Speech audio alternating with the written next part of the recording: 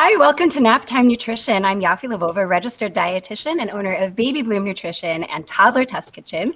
And I'm so excited to have Robyn Sheiniuk with me today. She is a licensed, clinical social worker. Licensed clinical social worker. Oh, man.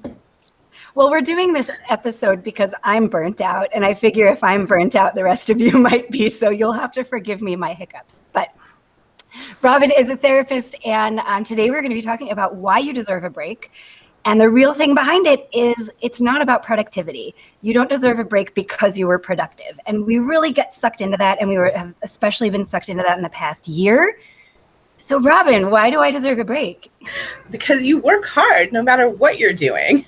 Being a person is hard, especially nowadays. So being a mom or being a dad or being a spouse or being an employee or just being a person today is really hard. And I loved your question that you sent me about how to sort of qualify or quantify your worth outside the dishes, because I think that's super important that, nobody hopefully is getting their self-worth out of how many dishes they're doing, because that really shouldn't ultimately decide how much you're worth. So I was giving it some thought, what you said, and I really want to challenge you and your viewers to think about values. Oftentimes in our society, we put a monetary financial value on something, but values are really so much more than that. So the first step in trying to figure out why you deserve a break is to kind of take a back step and figure out why you're valuable. And how to do that is to think about what your values are, and think about your values, first of all, just as a person, and then maybe your values in your different roles. So are you a spouse? Are you a parent? Are you an employee? Are you an employer? How do you come up with those? What are those values in all those different areas? And we'll just focus for today on being a parent. And I won't just say moms, because maybe you have some dads watching this too. So I'll try to remember to say parent and not mom. I'll forgive you. Okay.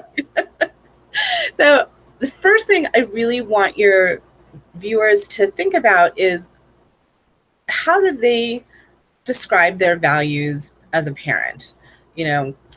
My guess is if you were to make a list of your values, being an incredible dishwasher is probably not at the top. I hope it's not going on my epitaph, that's for sure. So what are your values? And I'm just going to list some that are pretty common. You value being loving, being caring, being able to be a good listener, being able to teach your children right from wrong, to be able to provide them with a healthy, happy, stable home, healthy environment, for you especially, healthy food. But how do you define yourself and your values outside of kind of the practical, sort of concrete things that you're doing? So maybe for some people, having a clean house is a value, but I would really challenge you is to think about why. Why is it important for you to have a clean house? I once lived with a roommate who shall remain nameless, but she knows who she is, who said to me that when she cleaned the house, it was like cleaning out the cobwebs in her mind. So for her, it was important to have a clean house for her own sanity. Other people have a higher mess tolerance, so maybe it's not important for them personally to have a clean house, but they worry that people are going to judge them for not having a clean house. So I would challenge you to think about, if having a clean house is on the list of your values, why? Is it because it helps you feel calm and relaxed and knowing that you're providing a healthy, happy structure for your family? Or is it really that you're concerned about what someone's going to think when they come by or drop off their kid for a play date, or, deliver food, or whatever it is, whoever it is that's coming into your house? So why is it important to have a clean house? And my guess is that that's probably going to go lower on your list. So let's take some things that might be higher on your list. So, as a parent, most of us want to provide our kids with a loving home, a loving environment, a loving relationship. And how do we do that? And everybody does that a little bit differently. But what I really want your viewers to think about is really, what does that mean to them to provide a loving, healthy, safe environment for their kids? And what do you do to achieve that? And that's where the productivity comes in, because productivity is not about how many dishes you've done and therefore, you get your worth and therefore you can take a break. But what are you doing to create your ultimate product? And I would say your ultimate product is, for most of us anyway, a happy, healthy, thriving family and children and marriage. So what are you doing every day that's going to contribute to that? And it's probably not the dishes. So did you stop what you were doing for a second to listen to your kid who came home really excited with, a new story from camp? Or did you read them a book? Or did you teach them to tie their shoe? Or did you tolerate your teen rolling their eyes at you for the umpteenth time this week and sucked it in and didn't lose it on them? What are you doing to provide your family with a healthy, structured, solid, stable, safe environment? And I want you to write things down. Really I love lists. Quantify, make a list. I want you to write something down every day, at least 3 things that you did that help you achieve your goal, help you create your product of a healthy, happy child, spouse, marriage, environment, and it goes for work too. And that might be a little more on the actual product side. You wrote another chapter of your book. Okay. But, what is it that you've done that you value, that you can recognize for yourself? And it doesn't have to be something that someone else notices, but I want you to start to notice what you're doing and see how many times a day you actually do things that are working towards that product that you want to create, that happy, healthy family, child, marriage. Did you surprise your spouse with a nice meal at the end of the day because they were working? Or did you, and this is where the taking a break comes in, did you give yourself a break so that you weren't completely cranky by the time that your spouse came home and ripped them a new one for leaving their socks on the floor? Yeah, I think that's a really good point. And much like most topics, I can relate it back to pizza. So I have a naptime nutrition segment that is when pizza is the healthier choice. And the upshot of it is that if you have a choice between getting a 100% healthy, nutritious meal on the table, all balanced and everything, but everyone's going to be screaming and crying by the time it gets on the table, either because it was too big a project for that moment or because the timing was off or whatever it may be, then the healthier choice was the pizza. Because we can't look at health as only physical.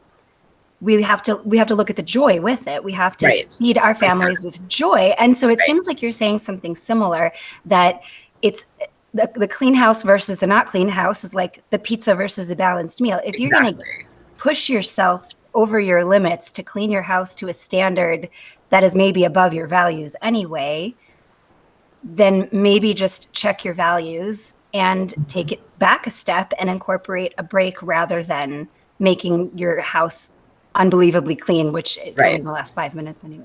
Right. Absolutely. So I think once you have that list of values, you can start to sort of quantify them, make them objective. What do you do to help yourself every day reach those values? What are you doing that's aligned with your values? Were you able to read your child a book instead of making another side dish? What did you do? And it's a give and take. Nobody can do everything. And I think that's a huge myth that you can have it all. You can, but you'd probably be dead in the process. You wouldn't come out like a whole sane person. So hopefully your sanity is also somewhere on that list of values. So what do you need to do to help yourself take care of yourself so that you can then do all the things that you want to do that help you meet your values and help you live a life that you're satisfied with, that you're proud of, that you're happy with, no matter what your living room looks like. So taking a break is really important. You know, we all need it. We're all tired. We all get burnt out. And having someone demand all of our attention all the time, whether it's, you know, our kids and our spouse and an employer, is exhausting. Just that in and of itself is really exhausting. So what do you do to recharge? What sparks joy for you? What brings you calm and comfort? So here's another list I want you to write. What are those things? The things that bring you comfort, the things that bring you joy, the things that make you feel calm. And so if it's like my crazy roommate who loved to clean the house to feel calm, more power to you. But that's probably not a lot of us. So it's not me. It's not me, and she knows that. But what can you do? Like when the kids go down for a nap, can you also take a nap? Can you go outside in the backyard and let your kids run around in a safe, supervised environment, but read a book while they're running around?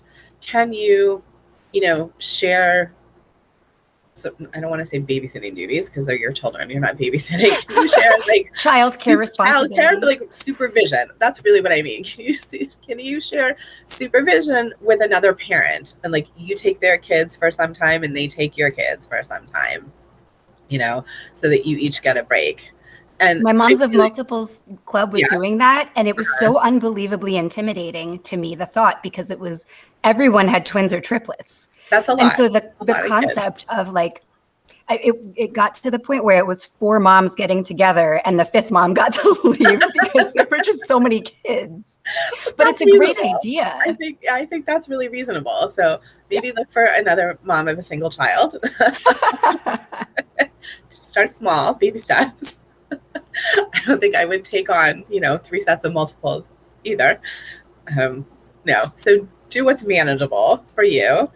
And I'm a firm believer, if you can afford to pay for help, pay for it in whatever form that looks like, whether it's dropping off laundry at a fluff and fold and letting somebody else wash and fold your laundry, whether it's being able to hire a babysitter once a week so that you can go out, whether it's being able to hire a housekeeper to come and do the dishes for you, whether it's spending a little more to get cut up vegetables or cut up fruit so that it saves you time in meal prep.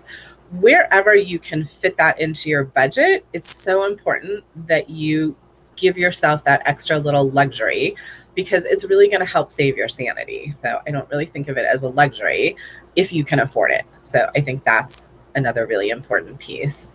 And then what are things you enjoy doing? Can you go out in nature and let your kids ride a bike and you kind of like walk slowly alongside them so that you can still see them, but like they're not right on top of you all the time? Can you? Have you heard about the Japanese art of? I'm not going to try it in Japanese, but it's basically like tree bathing. No, what's that?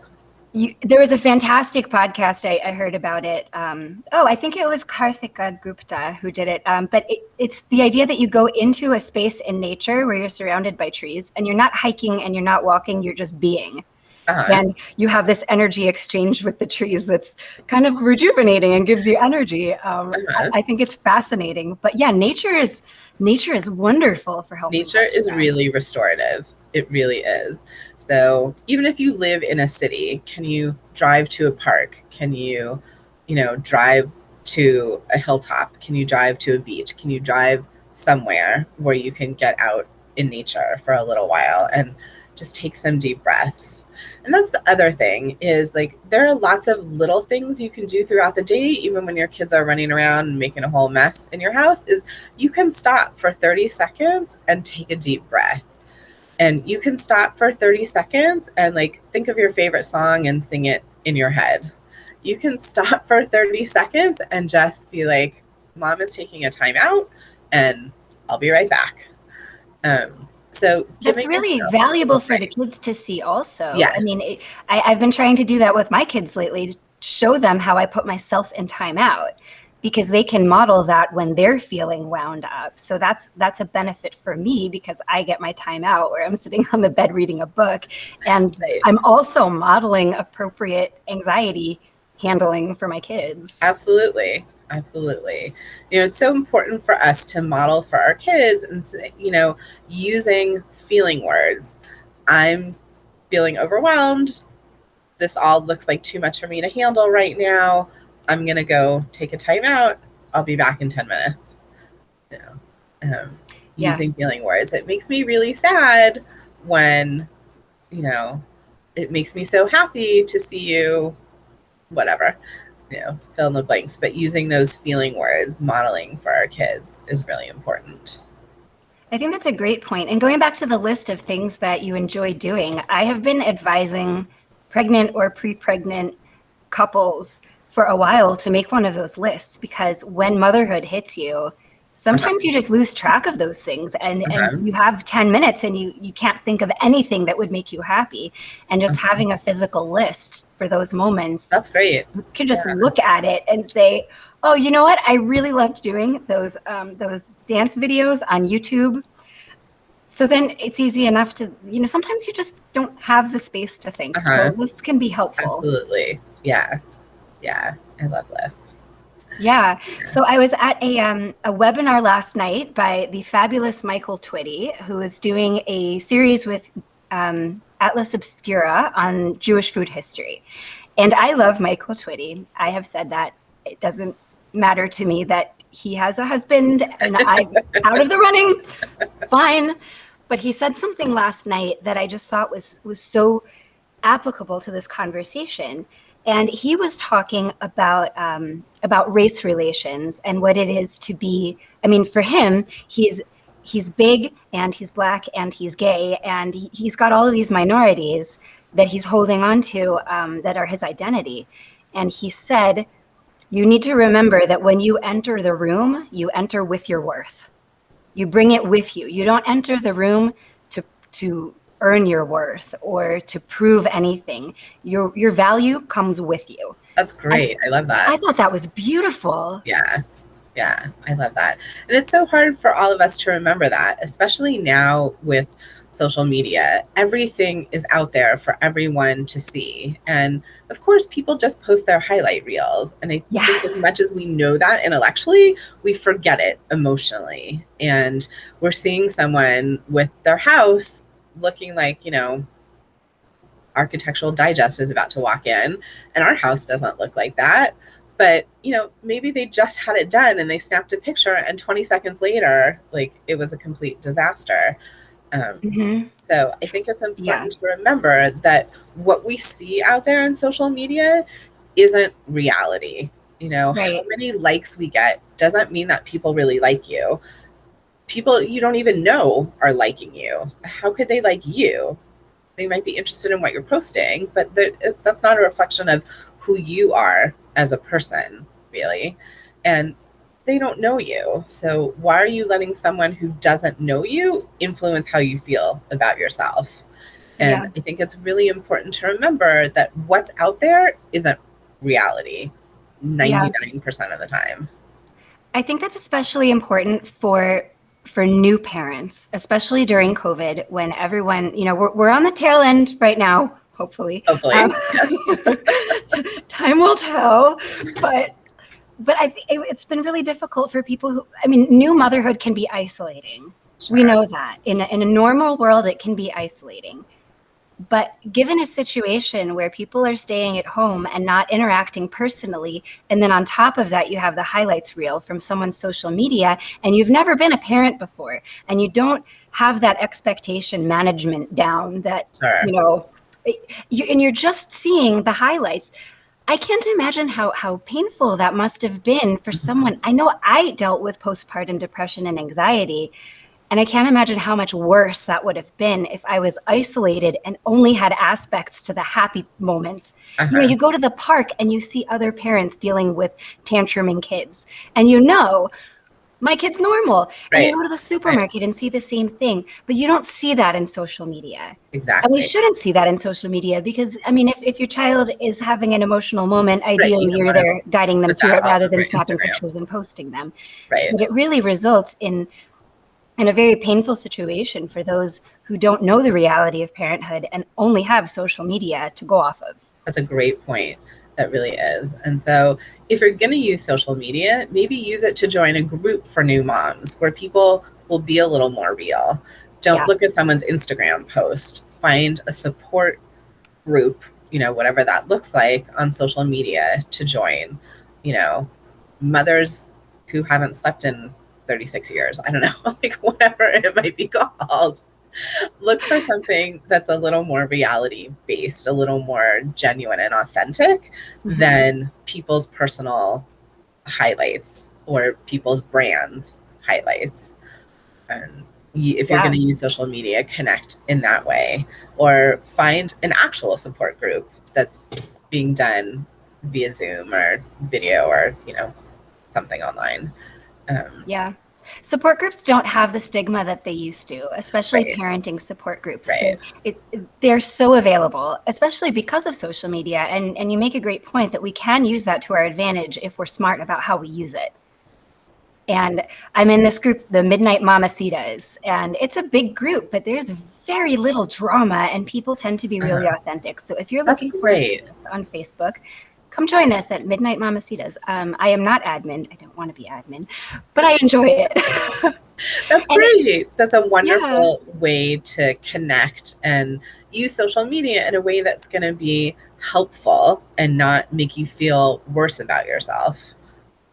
It's true. Nobody is a perfect parent. And the truth is that if you were a perfect parent, your kids would probably be screwed up just because of your perfection. So we all make mistakes, but ideally we're all making different mistakes and we can learn from each other and support each other. But I think it's so important to recognize that your worth really isn't tied to the amount of dishes you do. And I mean, I make my platform all about getting rid of mom shame. So I'm going to share a moment where I felt really shamed. I was watching the show Good Girls. Do you watch that show? I don't watch it, but I've seen it. It looks cute. Yeah. So there was a situation where the mom and the dad changed roles. She was going to work and he was taking care of the kids. And she came home and he had all the kids asleep and he had fed them, but the house looked like a bomb hit it. There was cereal all over the counter. Everything was everywhere. She walked in the house and gave him this cold look. I mean, it was, you know, within the context of their relationship, and said, "Nobody wants to come home to a house that looks like this." And I know that my values are a little bit different and my house is not like dirty, but there's stuff everywhere, you know? And I felt so shamed by that scene. And I was watching it with my husband thinking, is that what he thinks? Like, maybe I should change things. And, you know, we got to get away from that. We have to I know that's a show and that was appropriate on the show in the moment. But we have to get away from these feelings that, like, she's a character. Maybe her in real life has a messy house like I do. I don't know. But I know that I felt shamed in that moment. And that's so sad. So I'm hoping maybe she was using that to show him what it feels like if he ever does that to her when she comes home. Just about how bad that feels for someone to come in and just destroy you with one sentence. You know, that's so hurtful, so painful. Yeah, so and that was certainly the point of the show, but I hadn't cheated on her and I hadn't made her house messy, so I didn't need to feel that shame. So glad you didn't cheat on her. But yeah, it's true. Like, I think it hits all of us. You know, we all feel like we're going to be judged. We all worry about what people think about us, especially the people that are closest to us. And it's so easy with just one word, one look to just make someone shrivel up and feel like this big. And it's important to remember that, like, we all are going through stuff. Like, what did it take to get those kids into bed on time? You know, it took the house looking like that in order to get the kids into bed. And was it more important that the kids get to bed on time and get a good night's sleep? Or was it more important that the cereal get cleaned up from the counter and, you know, the crayons get picked up from the floor? Ultimately, what's more important? And right. trying to keep that in mind and knowing that you're working to support the things that you think are important. Yeah. I talked about this with my own therapist, and she was telling me, because I put on my list, I will feel better about myself if I get the dishes done at night. And then I wake up to a clean sink. And she challenged me on that and said, will you really feel better about yourself? Or would you maybe feel better about yourself by doing the dishes after you send the kids to school in the morning?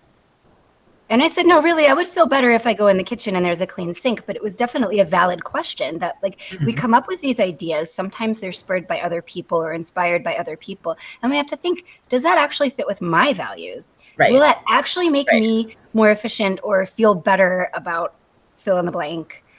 Or is that just something that I got from someone else that's just going to increase my anxiety and stress me out?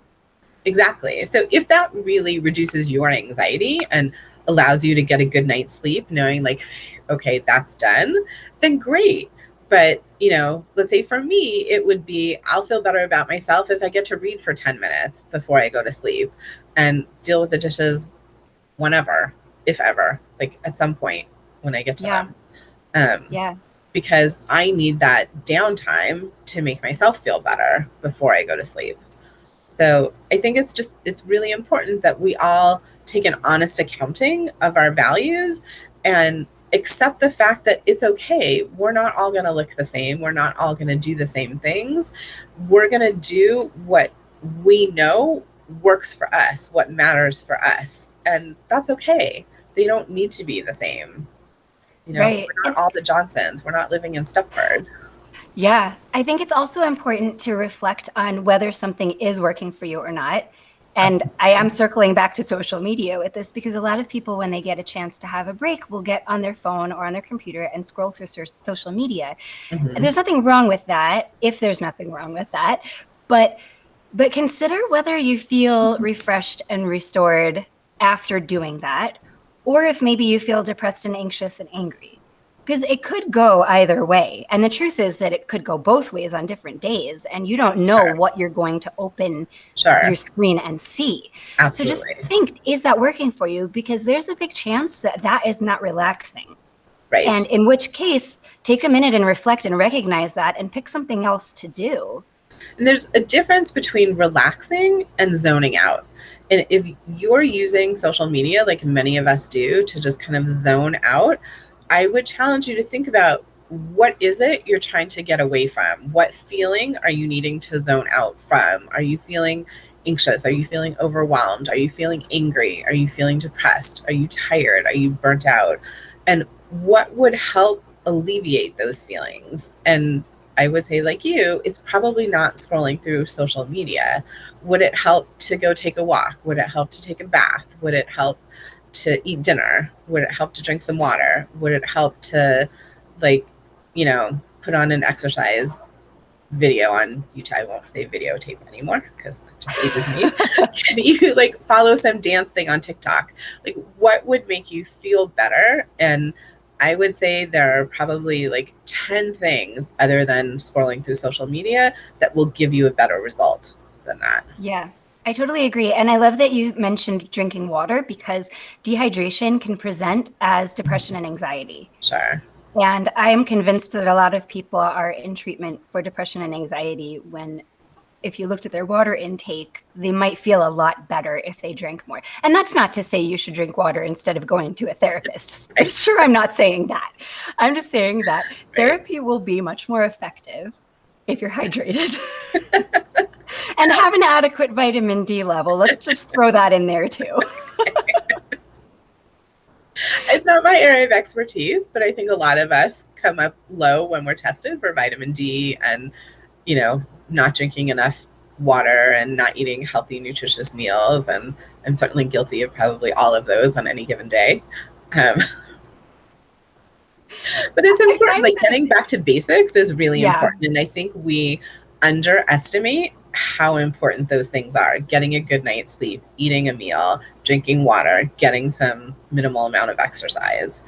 I think those things really are underrated, undervalued in society. And Yeah. it's important to kind of keep them on your mind. Yeah. So exercise is another thing. Exercise can really help boost your mood, but Absolutely. not if you're torturing yourself. Right. Sure. So on the one hand, I'm just going to use myself as an example. I don't like the treadmill. I don't like the stair steppers. I like dance videos. And maybe someone else is the opposite. I know my friend Sarah, a fit Jewess, really likes to lift weights. And I like to lift weights too, fine. But the thing is that exercise is not supposed to be something that's something on your list that you need to accomplish.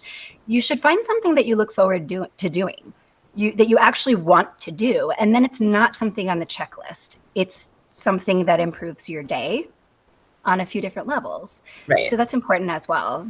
Yeah, definitely. And there really are studies that show with enough exercise of like really getting your heart rate up, really breaking a sweat, can have the same benefits as an antidepressant. So it really does help. There are other studies, back to gardening, back to nature, other studies show that interacting with soil while gardening, also you come into contact with certain microbes that have certain pharmaceutical effects as well, as far as depression and anxiety. Yeah, it's very interesting. Don't eat those mushrooms though. Only if you grew them intentionally and safely. Okay, well, this is really great. Let's just close out by sharing how we like to relax. So go ahead. Oh, I was going to say, I really do love reading. You will find me with my nose in a book very often. I love to read. And, I'm not a big exerciser, but my husband and I try to take a walk together, and it accomplishes two things. It gives us like our time together, and it gets us out and moving a little bit, and travel whenever I can. And whenever the world is ready to be open again, I love to travel. I love traveling too. And I read a lot. Actually, I'll show you the stack of books. I'm putting together a talk for Kesher, Qesher, on Jewish food history. Oh, Check wow. that out. Nice. Look at those. Now let's see if I can get through all of those before the talk. But I really do like reading. I love writing. And it surprised me when I started writing that writing nonfiction was relaxing, and it was an outlet for me. I didn't think that writing nonfiction would hold that space for me. That was surprising. I thought writing fiction would be more of a creative outlet, and I just really didn't see that coming. But I love swing dancing. That's great. When you're allowed to breathe on people, But yeah, any kind of dancing, any kind of music, I'm there. If I'm really, really stressed out, I'll learn a new song on my guitar and post it to a special Facebook group that is entirely women and entirely positive. Nobody has ever said anything negative in that group. Amazing. Where do you find that? It's Kol Isha. It's fantastic, but everyone is so supportive. And it's a way, I found that being vulnerable sometimes counteracts my anxiety, but I'm being vulnerable in a safe place where I know I'm going to get a positive reaction. But that's really effective too. That's great. Great. Yeah. I love it. Those are wonderful things that you found for yourself. Yeah. Well, I've really been working on that because I was the one who fell into the trap of losing track of who I was and what made me happy when I had my twins. And through the mess of infertility and postpartum depression and allergies and tongue tie and lip tie and breastfeeding, and I just lost it all. And so I had to regain that. And then, of course, got pregnant again. Surprise. So, but I think I'm at a good place with that now. And I have trouble sitting still. And so I figure other people, we've been just in a constant moving and constant production, constant productivity. And it's difficult to get out of that, but we need to recognize that our worth is not pegged to the amount of check marks, the amount of stuff that we've accomplished. Our worth is tied to us as humans and our capacity for compassion, our capacity to reach out to friends and lift them up and to share special moments with loved ones and also with kids. That's great. I love that. Well, thank you so much, Robyn, for joining me. Thank you for having me. This is wonderful. Our audience, I really enjoyed find it. you. Oh, I'm glad. I enjoyed having you. Thank you. So where can our people find you? So my website is restorativecounselingscenter.org. I'm in California, and I treat trauma is really my specialty, but I also do a lot of parenting work. Like most of my career before I went into private practice was with children and families. And so I've taken that and I've sort of focused more on the parenting aspect and helping parents deal with themselves as parents and helping parents deal with their kids rather than treating the kids directly anymore. But I love it. So I'm here. I'm happy to give anybody who wants it a 20-minute consultation, see if I'm a good fit, see if I could be helpful. If not, see if I can help you find the right person or the right place. So feel free to check out my website. That's wonderful. And I've been enjoying your Facebook group, I'm Okay-ish. Yes, I'm okay-ish. Come join us there. I'm not okay, but I'm okay-ish. Yes, that was it. I'm not okay, but I'm okay-ish. I'm the most okay-ish mom. I think that's a great goal. We should all at least be okay-ish. Yeah. Well, it's safe and it leaves space for being happy. So yes, definitely. Well, thank you so much. Great. And I'll see you all next time on Naptime Nutrition. It's been sporadic since 2020. So it used to be every Tuesday at 1:15, and maybe I will get back to a regular schedule when my kids actually start school. Woo! But in the meantime, I'm taking it easy on myself. Good.